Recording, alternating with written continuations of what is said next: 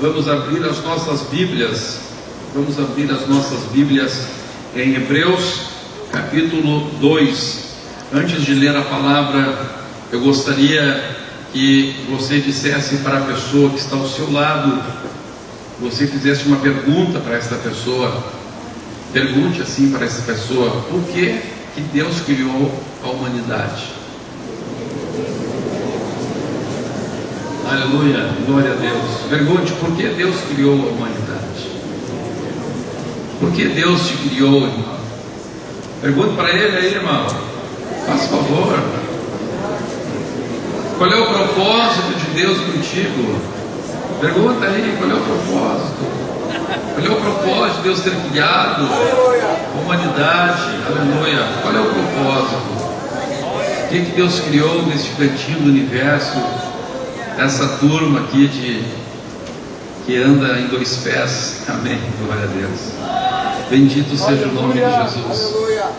Vamos abrir as nossas Bíblias em Hebreus capítulo 2 e versículo 6. A palavra de Deus está reproduzindo em Hebreus capítulo 2 o que já havia sido escrito no Antigo Testamento, no Salmo de número 8.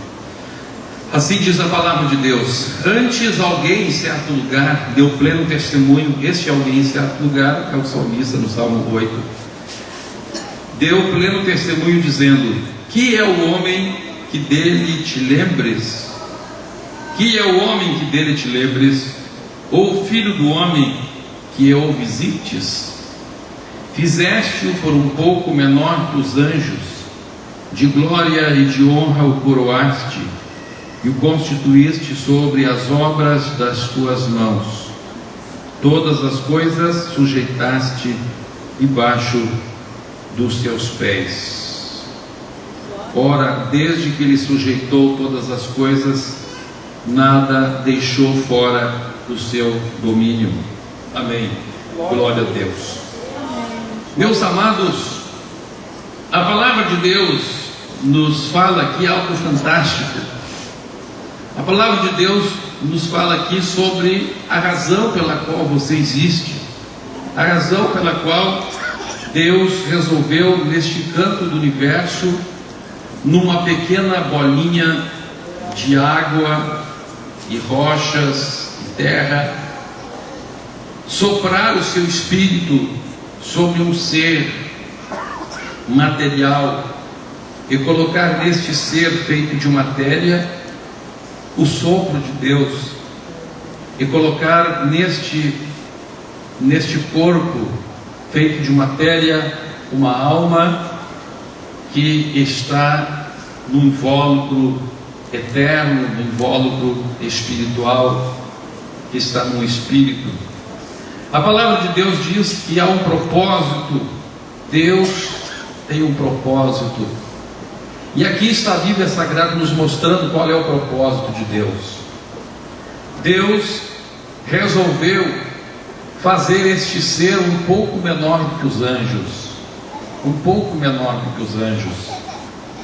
E a palavra de Deus diz-nos, meus irmãos, que este propósito de Deus, fazer este ser que, embora fosse um pouco menor do que os anjos, posteriormente este ser seria colocado acima dos anjos.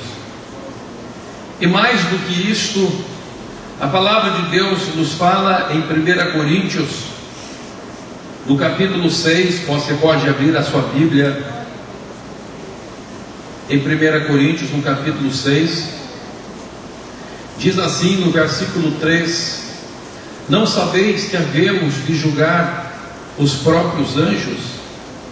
A palavra de Deus mostra-nos aqui, nesta primeira epístola aos Coríntios, que era uma doutrina muito pregada e muito conhecida no tempo da igreja primitiva, a doutrina do julgamento.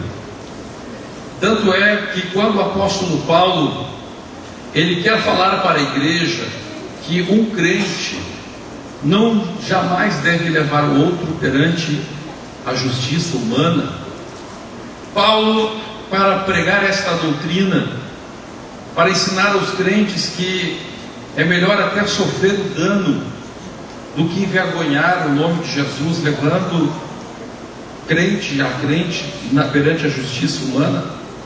Ele se utiliza para pregar esta mensagem, ele se utiliza de uma doutrina que já era conhecida da igreja, uma doutrina que já era comum na igreja, e ele diz então para a igreja em Corinto: não sabeis que havemos de julgar os próprios anjos, quanto mais as coisas desta vida. Então o apóstolo Paulo, ele mostra-nos aqui que esta doutrina era plena e amplamente conhecida e amplamente divulgada na igreja primitiva. Esta doutrina era algo que os crentes sabiam, desde o menor até o maior, até o ponto, como disse, que para ensinar outra coisa, o apóstolo traz a lume, traz à memória dos irmãos esta doutrina de que a igreja, de que os crentes hão de julgar os próprios anjos. Agora veja, meus irmãos, nós lemos que o propósito de Deus então era pegar este ser um pouco menor que os anjos e julgar os anjos. Agora, como que o menor vai julgar o maior? O menor não pode julgar o maior. É sempre o maior que julga o menor. É sempre quem está acima em autoridade que pode julgar quem está abaixo em autoridade. Não é o réu que julga o juiz, é o juiz que julga o réu. Não é o cidadão que julga a autoridade, mas é a autoridade que julga o cidadão. Como que então, se o ser humano foi feito menor do que os anjos, como que o ser humano poderia julgar os anjos? E por que Deus faria com que um ser menor do que os anjos fosse preparado para julgar os anjos?